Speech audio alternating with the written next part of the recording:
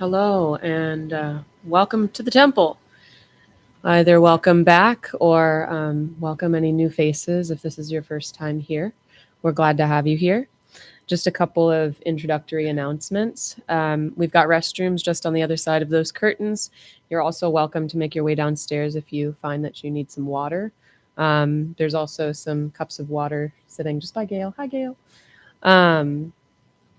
If you do need to move around the temple space, we ask that you move along the back of the temple for the sake of our viewers online, everyone, as well as to maintain a sense of reverence for the space. I think you know where all the kids' stuff is, but if there's anybody who has children and you would like to bring them to service at some point in the future, there's an area downstairs with toys, books, things that can keep them entertained if they get wiggly and need a space. All right, I think that covers all our morning announcements. We are going to stand up and silently bow to each other good morning before beginning our chants.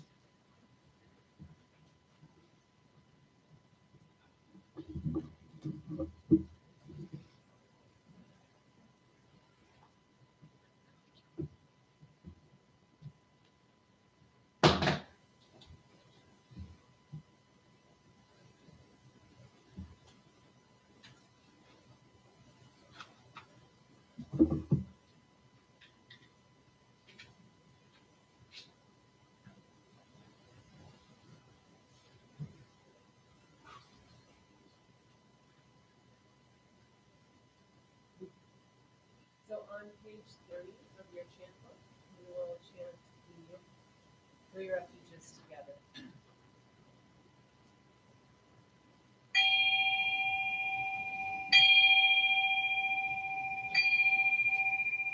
I go for refuge to Buddha, my deeply awakened mind, the living source of understanding and compassion, which must be cultivated to be known fully. I go for refuge to Dharma, the path of mindful living, leading to healing, joy, and enlightenment, the way of peace, which must be cultivated to be known fully. I go for refuge to the Sangha, the loving and supportive community of practice, realizing harmony, awareness, and liberation, which must be cultivated to be known fully. I am aware that the three jewels are within my heart. I vow to realize them. I vow to practice mindful breathing and smiling, looking deeply into things. I vow to understand living beings and their suffering. I vow to cultivate loving kindness and compassion, and to practice joy and equanimity. I vow to offer joy to one person in the morning, and to help relieve the grief of one person in the afternoon. I vow to live simply and sanely, content with few possessions, and to keep my body healthy. I vow to let go of all worry and anxiety in order to be light and free. I am aware that I owe so much to my parents, teachers, friends, and all beings. I vow to be worthy of their trust, to practice wholeheartedly, so that understanding and compassion will flower, and I can help living beings be free from their suffering. May the Buddha, the Dharma, and the Sangha support my efforts. May the Buddha, the Dharma, and the Sangha support my efforts. May the Buddha, the Dharma, and the Sangha support my efforts.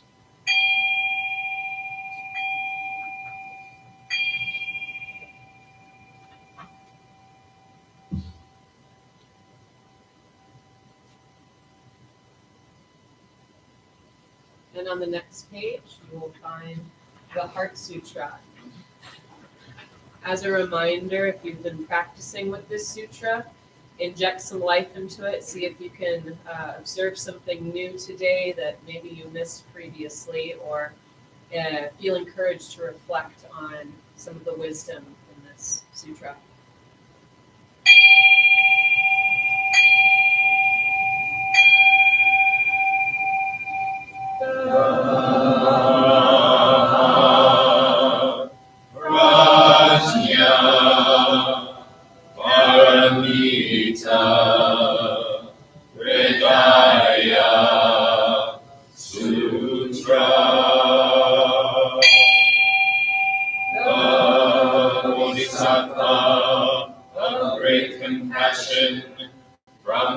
the practice of prajna, paramita. Perceive the emptiness of all five skandhas, and deliver all beings from their suffering. O Shariputra, form is no other than emptiness, emptiness no other than form. Form is emptiness, emptiness form. The same is true of feeling, thought, impulse, and consciousness. O Shariputra, all dharmas are empty. They are not born nor annihilated. They are not defiled nor immaculate.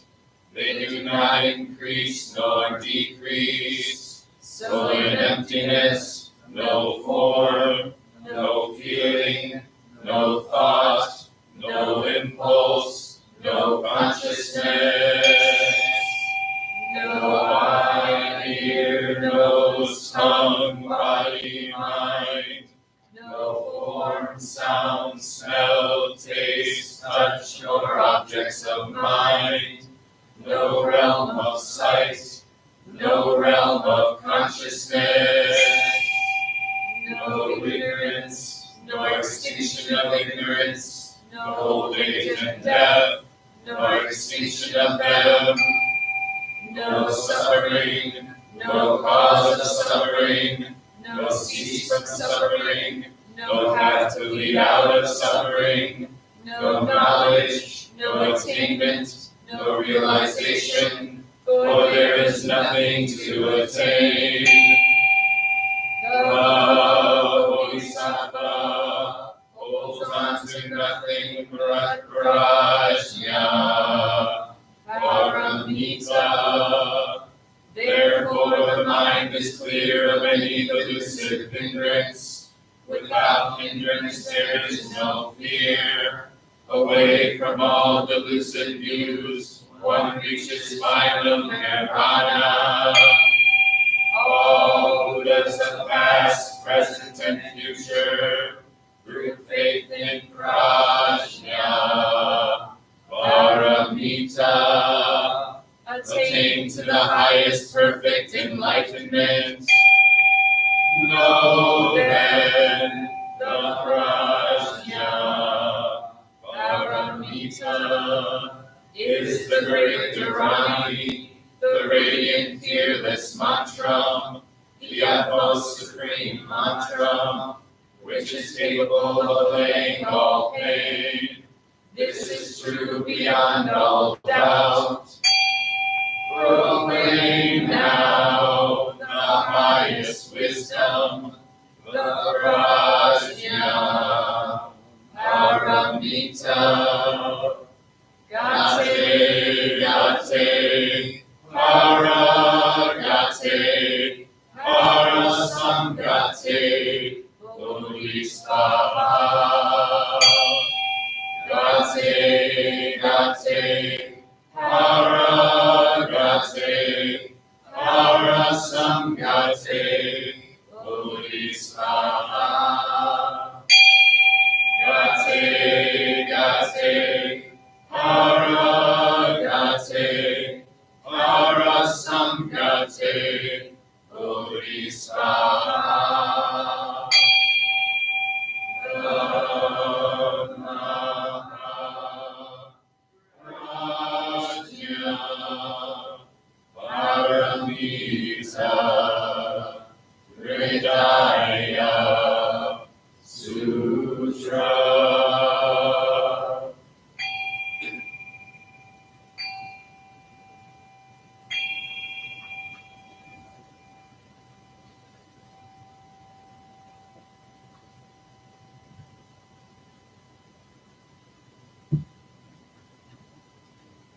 And before we sit down, I'd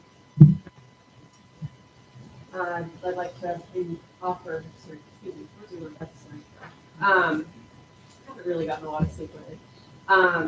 Like to offer those who have a prostration practice to engage in this. You don't have to if you don't have a practice. you don't know what prostrations are a physical symbol of humility. It's the way that we demonstrate a way to honor the teachings in a physical sense. And in the Tibetan tradition, we do it through our body, through our speech, and through our mind. And so it's this call to reminder that when we hear Dharma or hear teachings, to try to embody that off the cushion.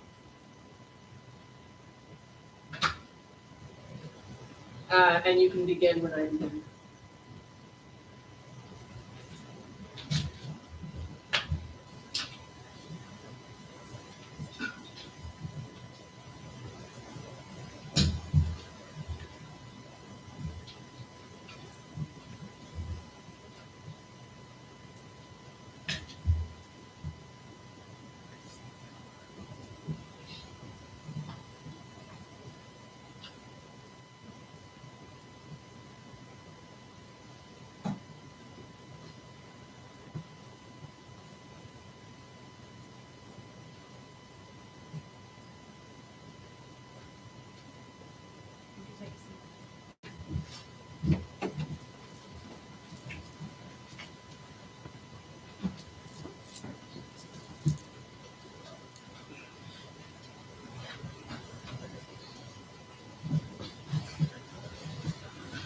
Okay.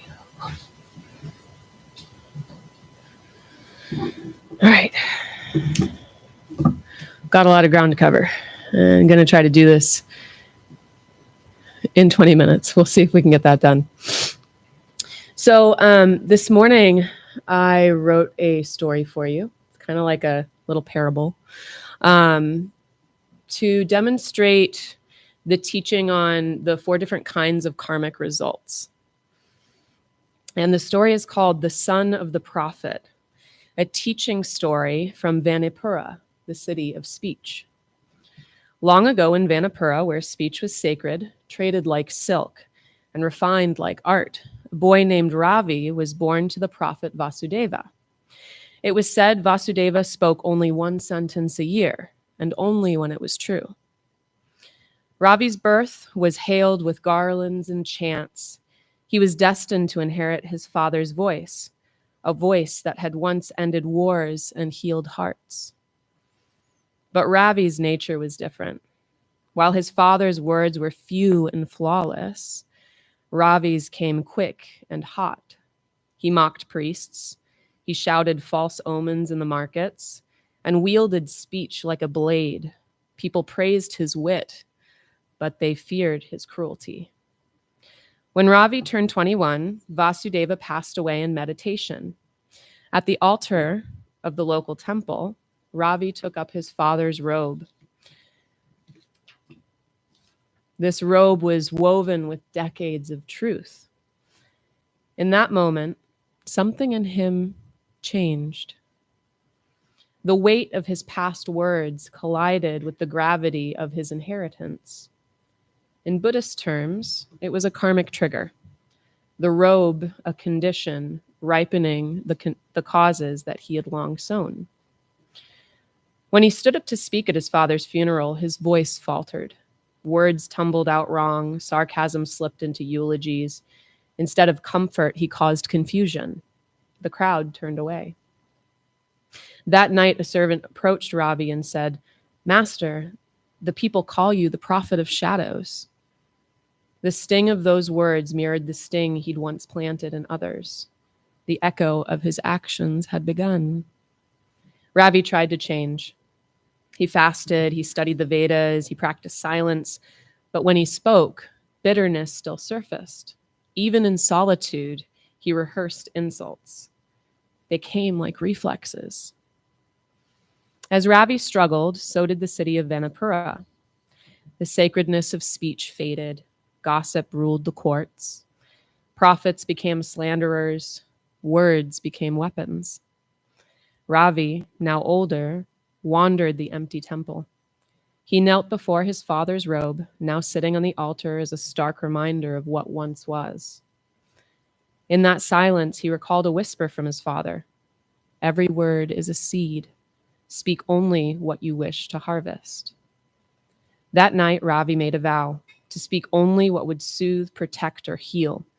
He couldn't undo the past, but he could help turn the wheel of karma towards light.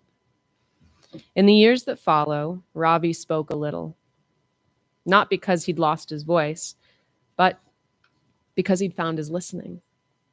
Some still mocked him. Others said that his gift was gone. But those who listened closely heard something different. His words were no longer clever, but they were careful.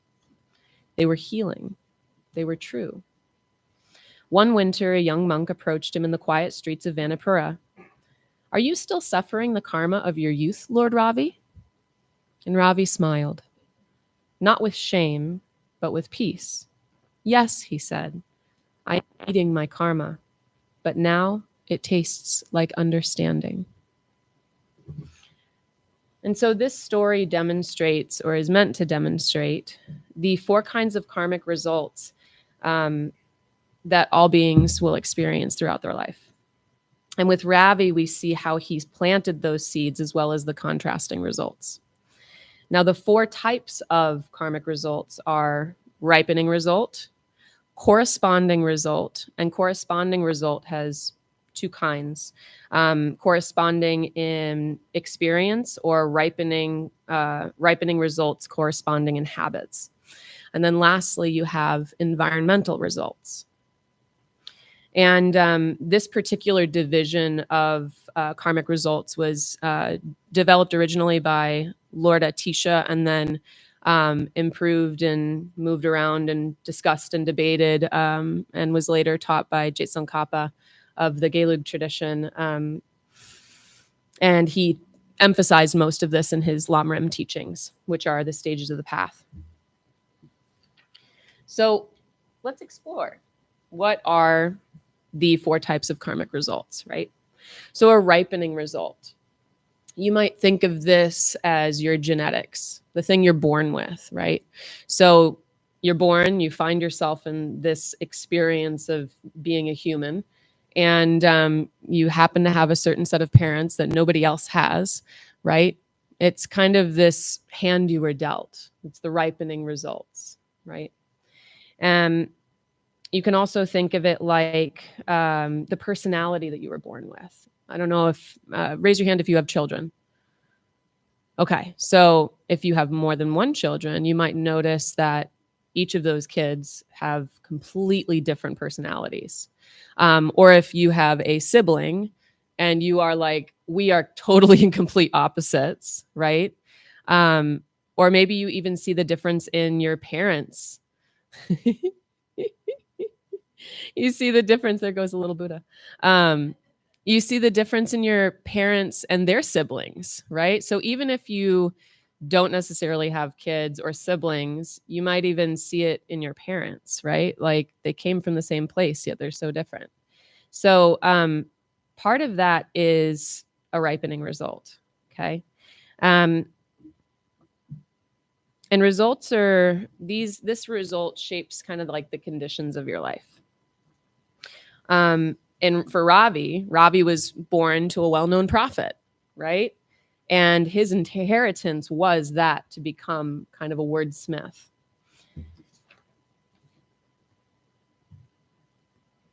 You can kind of, so if you think about it like genetics explains what we inherit from our parents' bodies. Karma explains what we inherit from our own mind. Okay, so it's the thing that, like, you know, I'll share this story. When I was a kid, my parents were in this huge fight one night. I was 8 years old, my sister was 9, and my little brother was 2. And my mom, you know, goes running down the hallway and she tells us to pack our bags. And so I'm like, yes, I got this. I'm going to pack my bags. I'm going to get enough stuff ready for like a week. And we get in the car and we drive to the closest gas station because back then you had payphones, not cell phones. It was like right on the edge, you know, like the late 1990s. I had thought I packed everything that we would need, everything that I would need to like survive. And my sister brought nothing except a $20 bill. But it turns out that my mom forgot her purse back at the house. So who really brought the thing that was most needed? Right? But you look at the way that our minds, even though as young as we were, I seemingly did the adult thing. I packed my bags, I got ready, I even brought my homework like from school. And yet my older sister did the complete opposite. But we came from the same family. Why were our tendencies so different? So that's kind of something to reflect on with a ripening result. Then we have what's called a corresponding result. And there's two ways that you can have corresponding results. You can have a corresponding result similar to experience. And this is what happens when you experience what you once caused others to feel. Okay. And to kind of get into that a little bit more, because that can be a little heady, is when you receive something like when you receive or feel judged by somebody. I assume everybody knows what that feels like. Okay. It usually means that at some time in the past, okay, and this, I don't necessarily mean past lives. I'm not doing that today. I know it's tempting and kind of mysterious. And yes, that's an aspect of the tradition that I study. But not everybody's sold on the idea of reincarnation and rebirth. So I'm not going there. Just think about this life. Okay. Think about a time when maybe you judged. You might be like, nah, I've never judged. But then you're like, oh, wait, I totally avoided that person because I assumed that they were unsafe. And then later found out that they were actually one of like the nicest people I could ever meet. Right. Oh, I avoided that person because I heard somebody else tell me and made a judgment that they were mean or not fun to be around. But really, they just had their own experience happening to them, and I couldn't have the compassion for it. Right.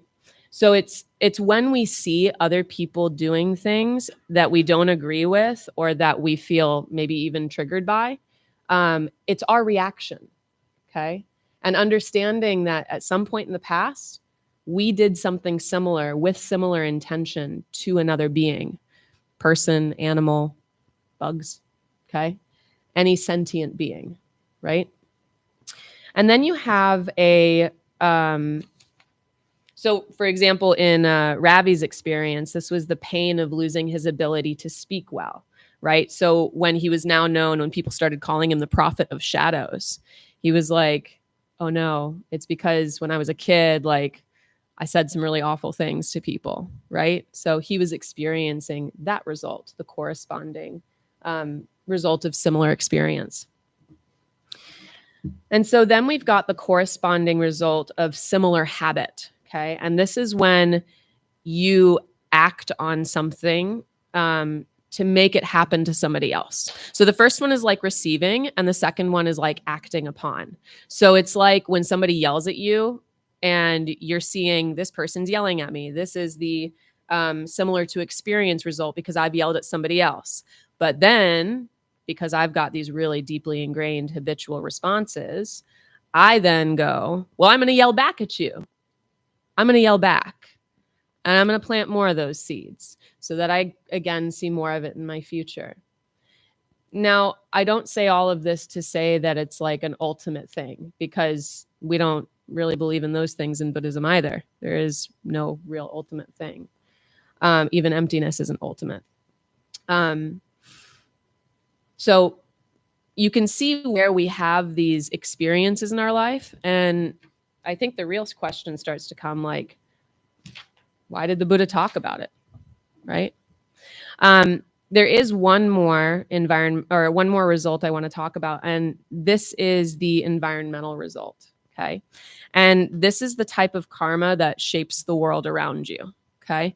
So for example, when I remember when I was 14 years old, my mom went on a business trip, and it was me in the house, my older sister who was 16, and my younger brother who was like 11. And I mean, you can imagine what an 11-year-old, a 14-year-old, and a 16-year-old like being at home on their own for like 3 days, maybe what the house might look like after that. Okay. And I remember the day before she got back, and I looked around the house, and it was a mess. It was a pigsty. And I thought to myself, I know she's not going to be too happy if she sees this. But I also know that if I don't do something and change the way that I'm living in my environment, it's going to keep showing up like this. So I cleaned the entire house top to bottom. And when she got home, it was like tears in her eyes, just like knowing that she was walking into this environment that she didn't have to worry about, this place of peace. And I even still see that showing up, uh, corresponding experience today as I watched Chungo Su vacuum the front and back rugs, as I saw Craig cleaning the bathrooms. You know, I was witnessing other people taking care of an environment that I cared about. They were taking care of this temple space. And so, yeah, you can do some thought experiments on more of this kind of stuff, and I encourage you to. But why? I think that's really the big question, is like, okay, so we're looking at all these different things. If what I'm experiencing isn't pleasant, it's painful, it must have come from a place of when I was not aware of the pain that I caused to others. So how can I transform my future actions to be a place of peace and kindness and compassion for all beings? Because ultimately, if I plant those things, of those seeds of peace, those causes of peace, sometime in the future, it's going to happen. Sometime I'm going to see it reflect back at me. The analogy that I think a lot of people can relate to is like when you buy a brand new car and then you see that car everywhere on the road, right? The more you become familiar with it, the more you're going to see it. And I think really what the Buddha is inviting us to do is to recode our experience, okay?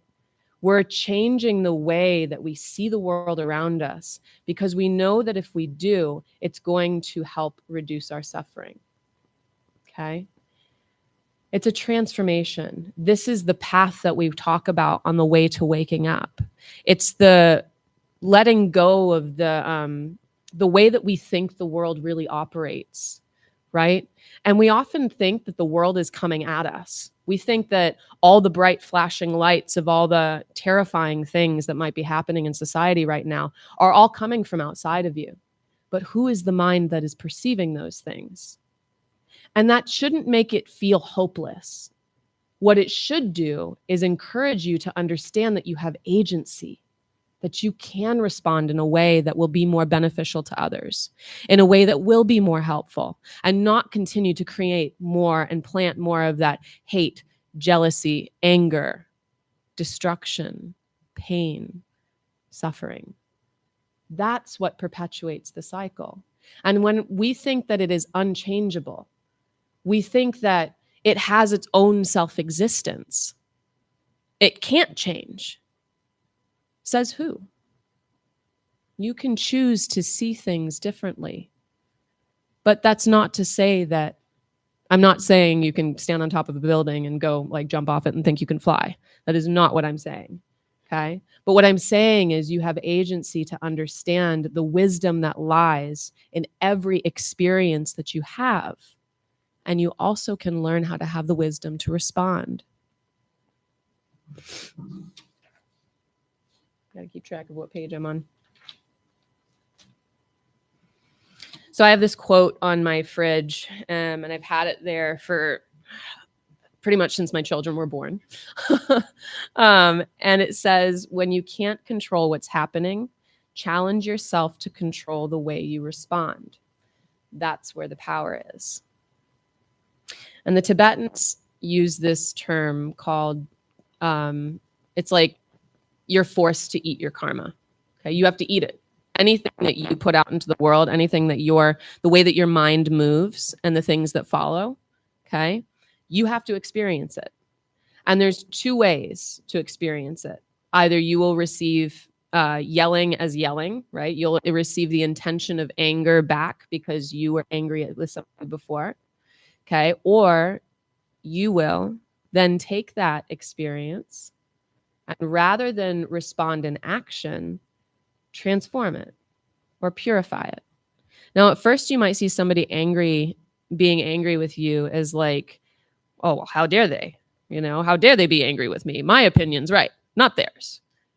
Or you can transform the way that you respond to that seed to, wow, they must really be hurting right now to respond in this way. And what is something that I could do to be more helpful? You can change the way. That's called purifying. Change the way that you are responding, because the way that you respond isn't fixed. There's options. Has anybody in here seen the show Whose Line Is It Anyway? Okay. So when they're like totally improving with those crazy random props, think of responding like that. Think of your response as a prop. What is a different way that you can transform the way that you're seeing the world? And now I hope you all go home and watch Whose Line Is It Anyway, especially if you've never seen it. So I'll do one more example. Who's seen Monty Python and the Holy Grail? Okay, like one of my favorite films. And if you haven't, you should. It's a cult classic. So when the Black Knight keeps insisting it's "'tis but a scratch," and even after he's lost all of his limbs, and King Arthur's like, "Dude, you don't have any arms left. Like, come on, dude," And the knight's like, "I've had worse," And it shows this way of like how karma works. I mean, imagine if your arm was cut off. You wouldn't be sitting there like, telling somebody, "I'm going to bite your legs off." You'd probably be like, holding onto your arm in dear life, being like, "Oh my God, I just lost this appendage that I kind of need." Right?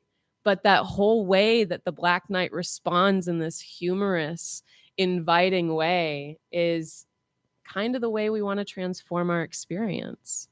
How can you see things differently? How can you maybe bring a little bit more joy to one person in the evening and joy to one person in the afternoon? And so Jate Tsongkhapa says, and he wrote this in his Lamrim teachings, "It's impossible for happiness to arise from non-virtuous karma. It's impossible for suffering to arise from virtuous karma."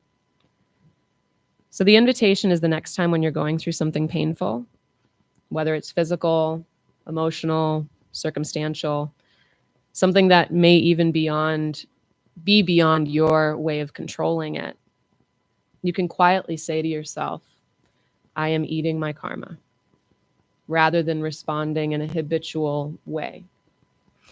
You might even think like a bodhisattva, where you would say, "May this take the place of suffering for others. May I take on this suffering for others."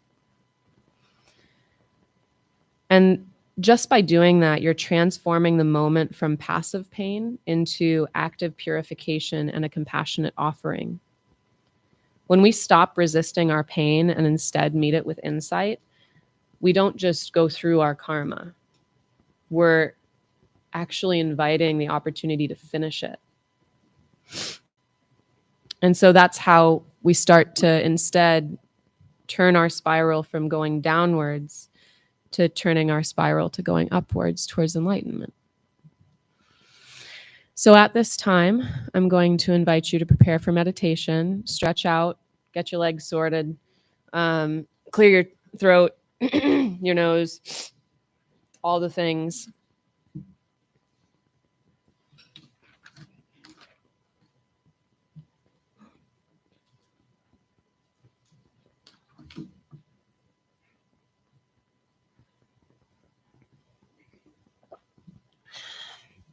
And we'll see if we can do this in about 12 minutes.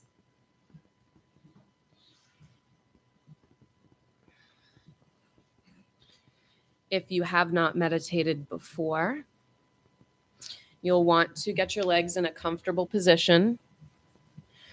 Okay, this is about letting the body settle so you can park it and forget about it. It's like going into the grocery store. You park your car, you lock it, you walk away. Okay, that's what you're doing with your body. Make sure your feet are, if you're sitting in a chair, your feet are flat on the floor. If you're sitting on a cushion, you have a comfortable foundation with your legs beneath you.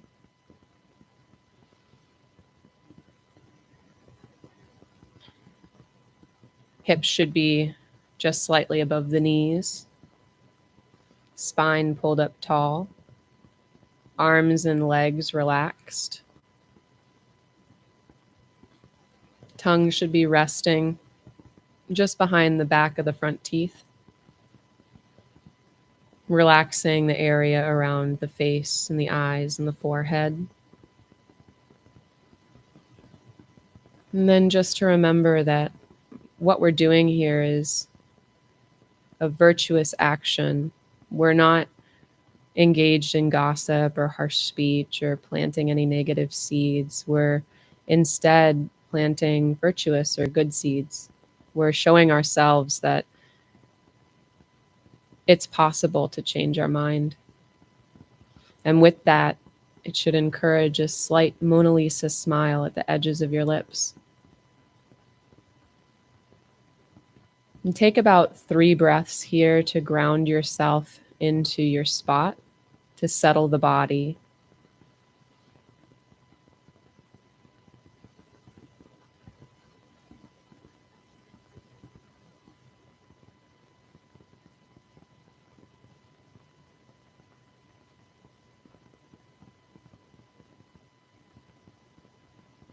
At this time, if you need to make any last physical adjustments, coughing, clearing your throat, moving your body, please take the opportunity to do that.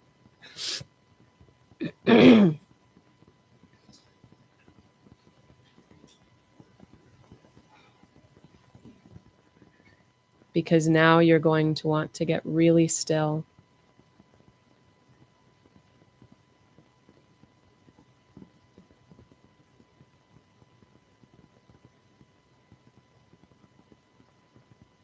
Now bring to mind a time when you did or said something that clearly helped someone. Could be a little action like holding the door open for someone, or maybe bigger, like taking care of a stranger by helping them change their tire. Whatever it is, let that come to you and really observe the qualities of kindness, goodness, compassion that you demonstrated.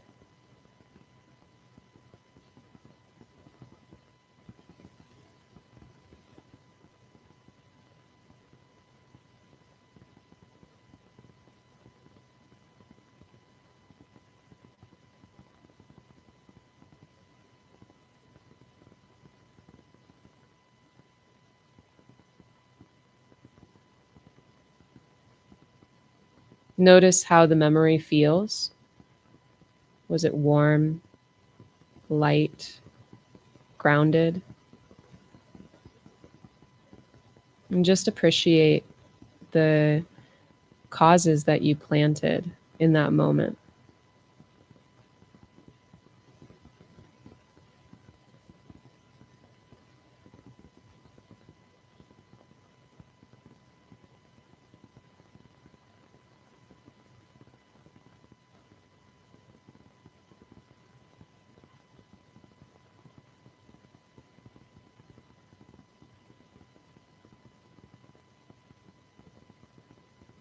Now, with engaged wisdom, meaning that all things are empty of an inherent existence, they don't exist permanently from their own side. Think of a moment when maybe you acted unskillfully. And this could be intentionally or unintentionally. Could be harsh words, impatience, or maybe turning away from someone when they needed you. And the idea here isn't to look at yourself with judgment. It's just to notice and understand that habits die hard. What did your mind feel like? And what might have been the effects of that?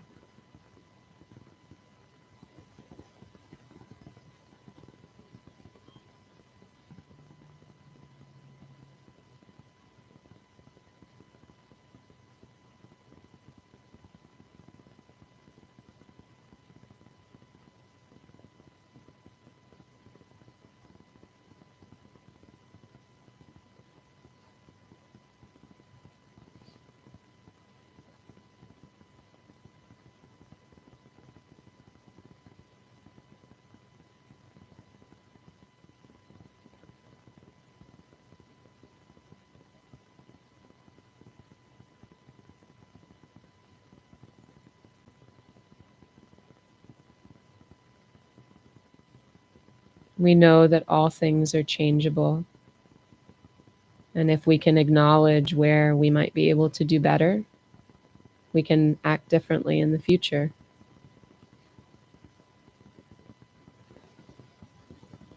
Now imagine that each of those actions, both the helpful one and the harmful one, grew into a ripple, like a drop of water in a pond. And not just one effect, but many.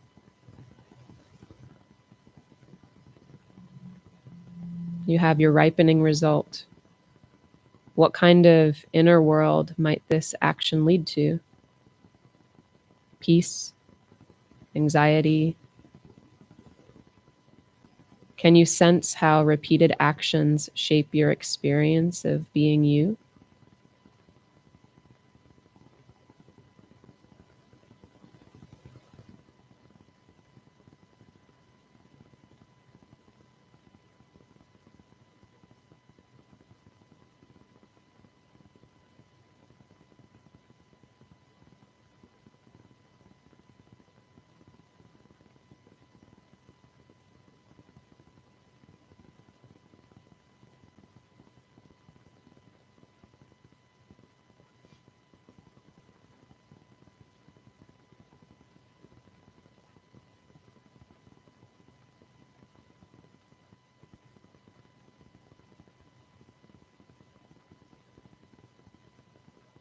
And shifting into a reflection on a similar experience. Have you ever been treated the way that you treated somebody else? And what does that echo feel like?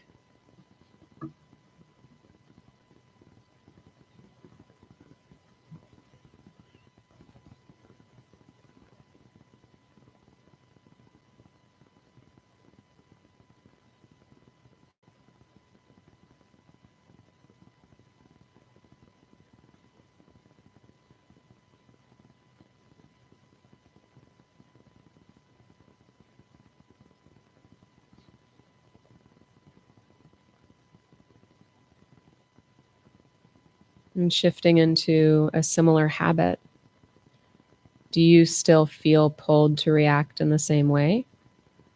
Or have you noticed a pattern repeating? This is how karma grooves itself into a habit, at least until we shift it, if needed.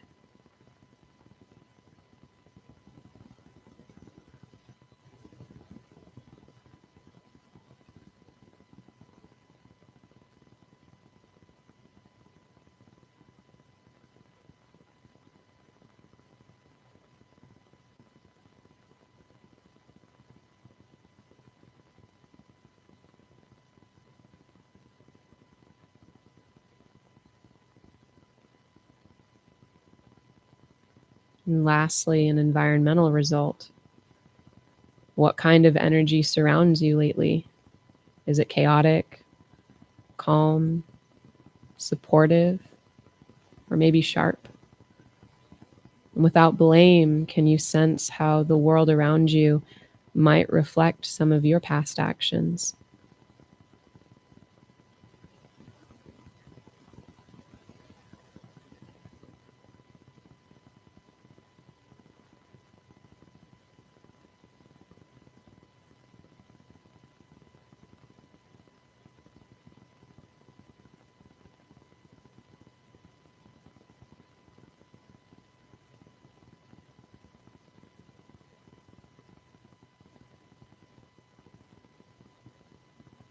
Now let's consider using your mind as a playground. What kind of new seeds can you plant right now? What would you like to see in your future? More peace, more honesty, maybe more wisdom? What might plant the causes to see those ripen under the right conditions?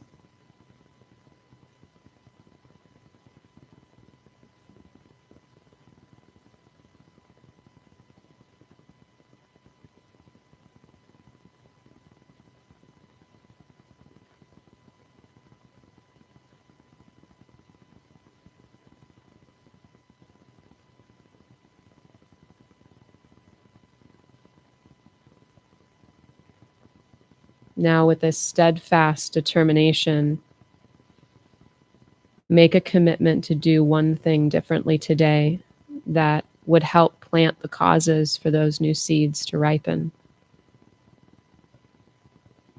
If you want to see more generosity in your world, what can you do to help others?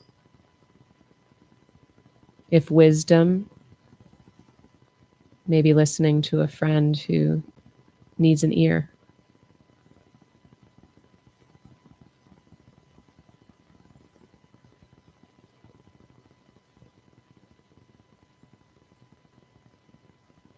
Breathe that intention into your heart. Let it live there like the secret that you're going to carry around with you throughout your day, throughout your week. Your secret karmic experiment.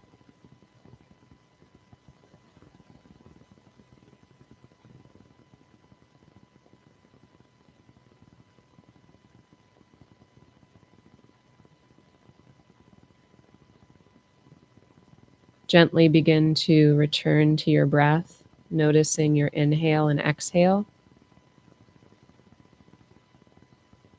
And take 3 deep breaths at your own pace.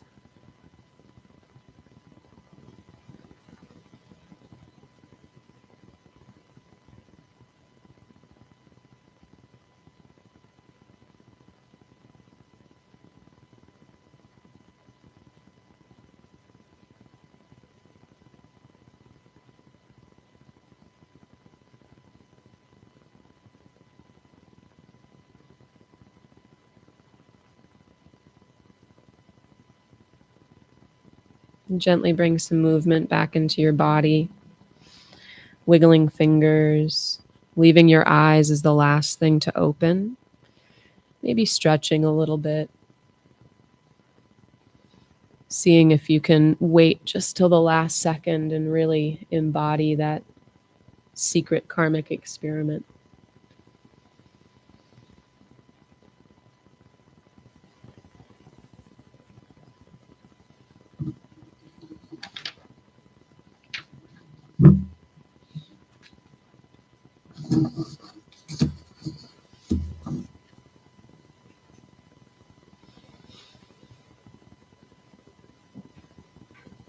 Welcome back, friends.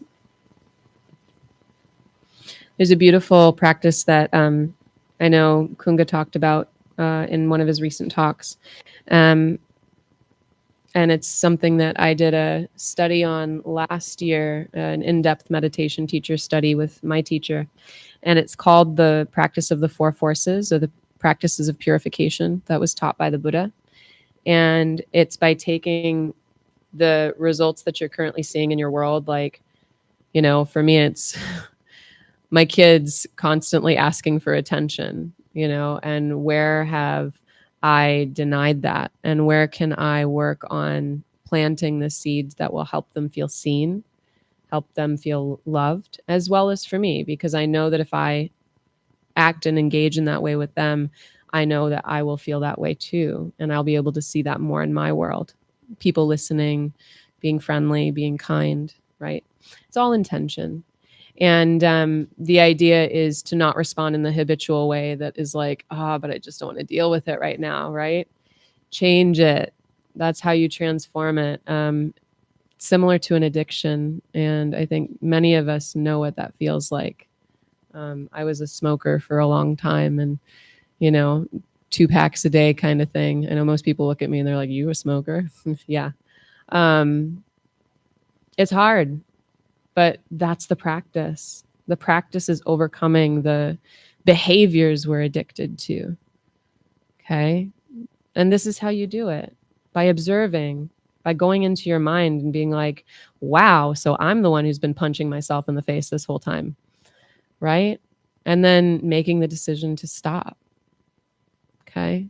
Saying, I'm not going to do this anymore.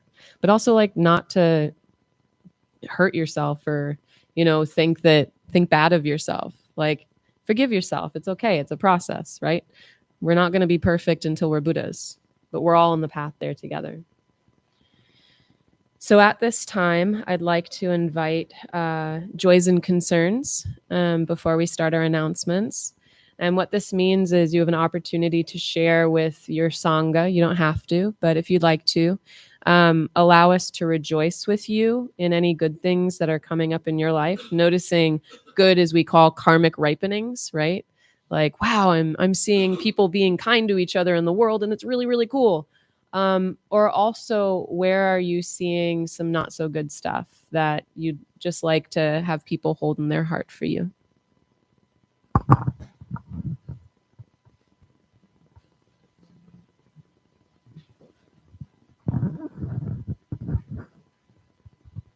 Hi, my name is Tyler, and I would just want to say I've had a more stressful and tough week than usual. And this weekend, and especially today, being here has helped bring me a lot of peace and kind of structure to where everything kind of goes. So that brings me joy. Thank you.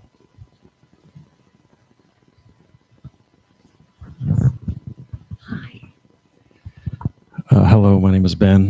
This is my first time here. Thank you. I'm very grateful. I've got a lot of joy in my life. I've started the recovery meetings here at the temple for my addictions, and I am getting married in less than a month. So I am very joyful for that. Thank you.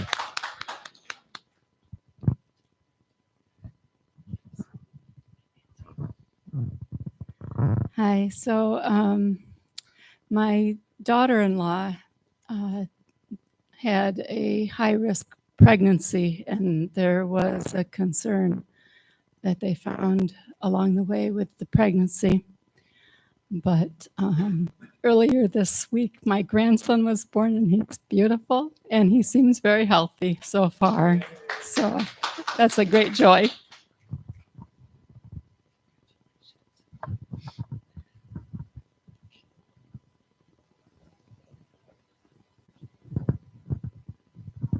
Hello, Sangha. Ananda Pulabhava. So I have three quick ones. I was cleaning the toilets and being very present, and it was beautiful. And the sun hit my face, and I'm like, "This is what it's all about, right here." Then I went down and was changing the Windex and just being very present with pouring one bottle of Windex into the other, and bubbles came up from the bottom and kind of went up and into the other thing. I'm like, I didn't know that happened. That was pretty sweet, you know. And then another really meaningful one. There's a guy that goes to meetings on Monday here, and he's talking about being very lonely. And I'm like, yeah, I'll be your friend. You know, give me your number. And so he calls me on a regular basis, and just to hear how much he loves to hear somebody else cares about him enough just to answer the phone. And now he's like really working on a growth mindset. And oh man, the enthusiasm and I'm very much in that mindset already, so I can energetic, you know what I mean? Like, it's so awesome. And you can just hear like how much he cares that I'm just simply being present, answering the phone, and just engaging in that and encouraging and pointing out where his judgments are like kind of blocking him. And it just lights me up from the inside.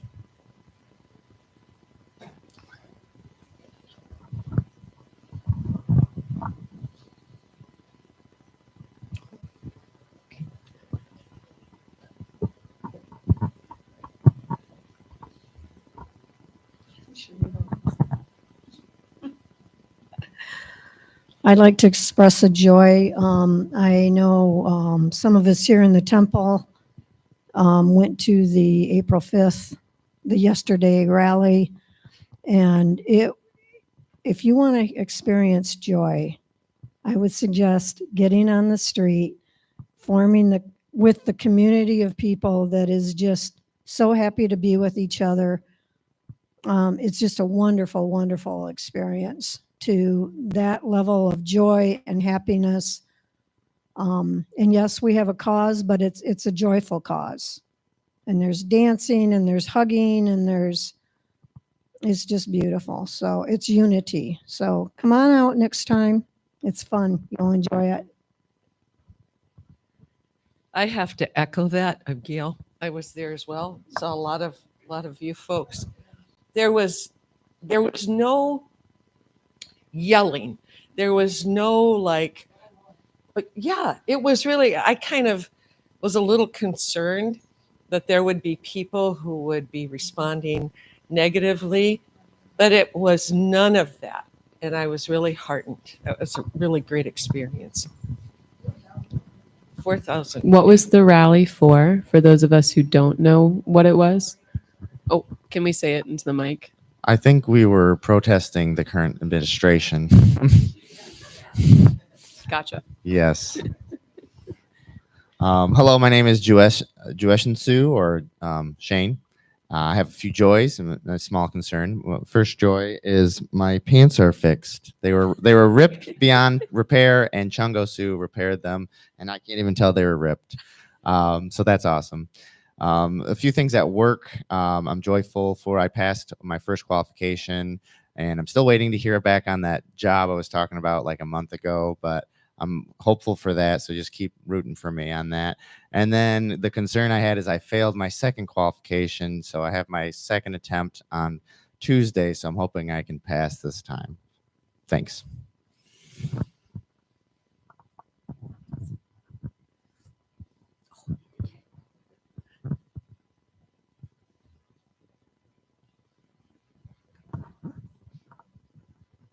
Good morning, Sangha. Achino Nacho here.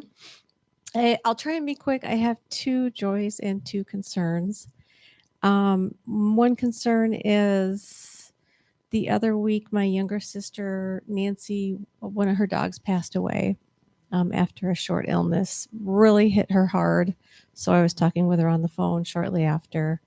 I don't see her often. She lives in the Seattle area, but shared that with her. So hoping she asked if we could hold space for her. Another one concern I have is for, I call her my favorite child. There's a history behind it. Not my real kid, but she's got a close friend who's been experiencing issues with almost like a stalker, I guess. And police haven't been able to do much, but she just had a new baby, and the family's having issues with this individual. So she was hoping that we could send out Meta and help her in her issues. My 2 joys. One is that a couple weeks ago, I did go out and see my family in the Seattle area. I haven't been out there for a few years, and I've seen some cousins that I haven't seen in literally 30 years. And it's amazing that even though we got older and we got a little pudgier, we have not changed our personalities, and we just all kind of fell into the same routine. So that was fun to see. And my last joy to share is that my daughter has been working for about a month after not working for a couple of years. She's had some struggles, but I've noticed that she has been much happier. Just much happier, just visibly. So I don't know if she's coming out of her depression or things that she struggled with, but it's a joy to see her grow in all that. So thank you. Just a quick thank you to our greeters, volunteer on the tech team today, as well as all of those who come in and take care of this temple space. Just gratitude for you to help take care of this space. Good morning, everyone. My name is Chungo Su. I am just happy my son Parker is here with me this morning. It's been a while. And also wanted to say thank you, Igye Su, for allowing trusting me to try and fix your pants. It was my first sewing project, and it was pretty fun.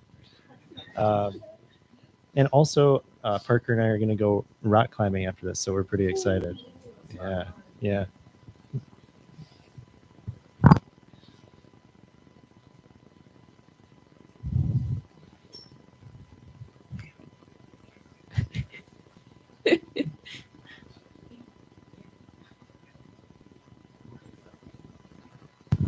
Good morning, Sangha. This is Kent.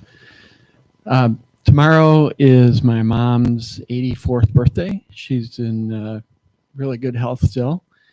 And so I just want to say happy birthday, Mom.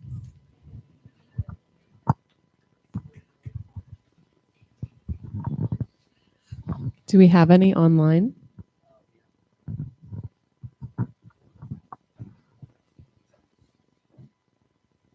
It is from Amy. She has a joy. She's saying, the nonprofit I started just received a grant, which is amazing given it has to do with climate change and the political atmosphere currently. And the political atmosphere currently doesn't really support climate change works. The nonprofit's works will grow so much through this grant. So we are extremely thankful. And on a personal note, this will take a huge stressor off of me, because we can hire an executive director to take my place, so I'll have more time and energy to focus on my day job and foster children. So all around, a huge joy.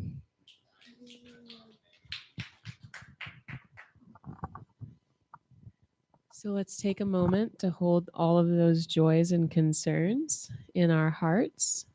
Hold space, rejoice.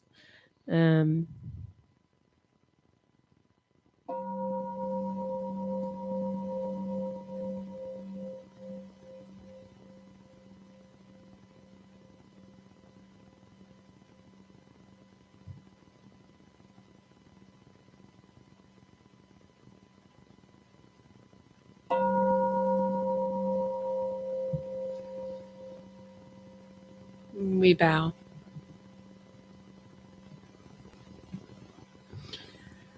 So I'm going to get through these April announcements pretty quickly, and I know I've got, and there's a little additional part to that, but and if you want me to give it, I can give it too. So we have our Spring Silent Retreat on Saturday, April 26th from 9 a.m. to 4 p.m. here at the temple. You can register online. Registration ends on Friday, April 24th, so the day before.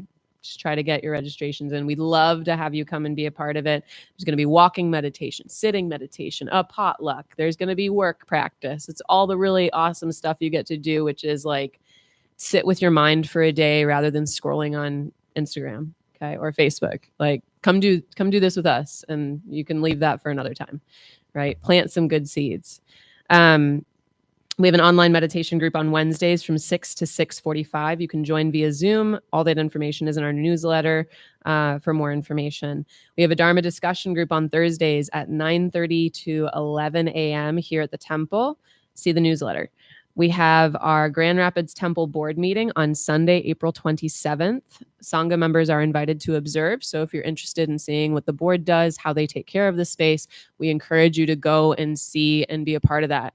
Not difficult, just be a part of the conversation, help us figure out ways to make this place better, right? Be a part of that conversation. And that's, again, Sunday, April 27th, 11:30 to 1 p.m., and it'll be downstairs after service. We have Buddhist-based recovery meetings. Mondays, 6:30 p.m. is the meditation. 7 p.m. is the meeting here at the temple. Wednesdays, 6:30 p.m. at the Alano Club. Fridays, 10:05 a.m. meditation and 10:30 a.m. meeting at the temple, or you can join via Zoom.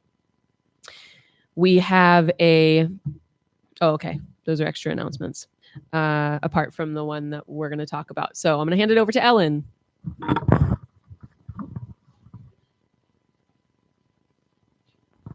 My name is Ellen.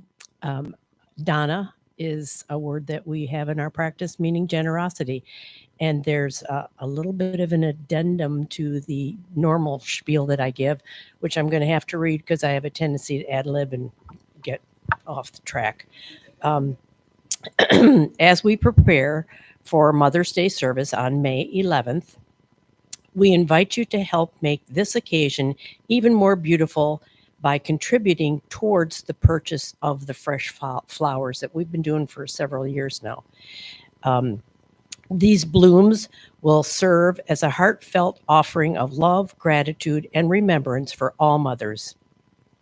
Any donation, big or small, is deeply appreciated. Together, we can create a space of beauty and reverence for this special day. If you wish to donate, please be sure you add your name and a note with cash or check, and you can put it in the Dana boxes at each end. We have little manila envelopes there. So if you would like to, between now and May 11th, do that. And also make a note that that contribution, that specific contribution, goes to the flowers. So just write flowers across the envelope. And thank you for contributing and supporting this effort.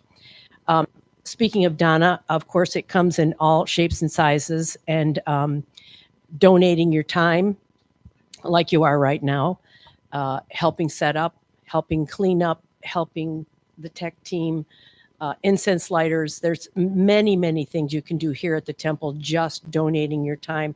No one gets paid for anything that happens here at the temple. There are no paychecks going out every week. Also, I've been trying to figure out how to work the word dry goods into my announcement, and I'm going to do it right now because it's a cool word. No one ever uses it anymore. But tea bags, toilet paper, paper towels, print, I don't know, stuff like that. You can always check with Nikki, who is not here, but when she is, she's usually sitting right there, or anyone else in gray. Stuff that we might need here at the temple would be greatly appreciated. And of course, that financial thing I was talking about just a moment ago with donating specifically to an item like the flowers, that's cool. I like that whole idea. Also, if you would like to donate, of course, like I said, there are Dana boxes at each end of the temple. Each box has a QR code, which takes you directly to PayPal if you would like to donate that way. Also, if you're watching at YouTube this morning, hi Ben, if you're watching at home on your couch and you would like to donate also on YouTube, there's a drop down menu that takes you directly to PayPal. There's another way, which I've forgotten, but that's okay. Can't remember what that, what? In the back of your books, we've left you a little secret love note with the QR code to the flower donation. Oh, cool. So you can take that with you. Or you can keep it in the back of the book and pick up one on your way out, so we can encourage more people to donate. But this way, if you have family or friends that maybe are interested in donating, they can scan this QR code. You can take it with you and be like, here, we want to do something nice for mothers on Mother's Day, because we do give those flowers out on Mother's Day. Thank you.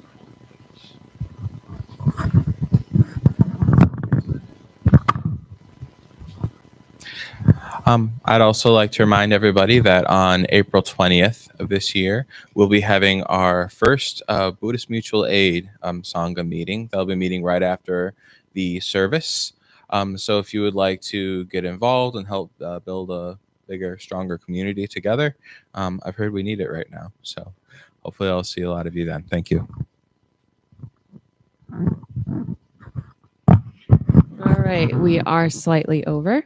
So let's just a couple reminders before we chant our final gathas together. When you prepare to leave, if you can like rearrange your cushions so they're somewhat in line with each other, because other people use this space throughout the week. Fluff up your cushion in the middle, fold your, return your book back to the way that you found it. And just help us clean up the space a little bit before you leave. That would be helpful. But apart from that, we're going to stand up and recite our closing gathas together.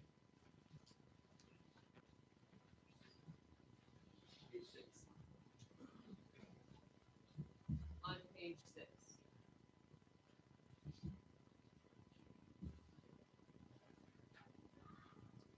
And together we say, for all unskillful actions ever committed by me since of old, on account of my beginningless greed, anger, and ignorance, born of my body, mouth, and thoughts, now I atone for them all. Vast is the robe of compassion, a formless field of benefaction. I wear the Buddhist teachings to the benefit of all sentient beings. All beings, one body, I vow to liberate. Endless blind passion, I vow to uproot. Dharma gates without number, I vow to enter. The great way of Buddha, I vow to attain. And if this side of the room will face that side of the room, we bow. Oh, last thing, I am going on retreat this week, silent solar retreat. If there's something that you would like to share with me to take into retreat, for me to hold space for you, I would love to do that for you. Just let's hang out and chat after service. Have a great Sunday. Join us for tea if you want to make a tea downstairs. I knew I was missing something. So forgetful.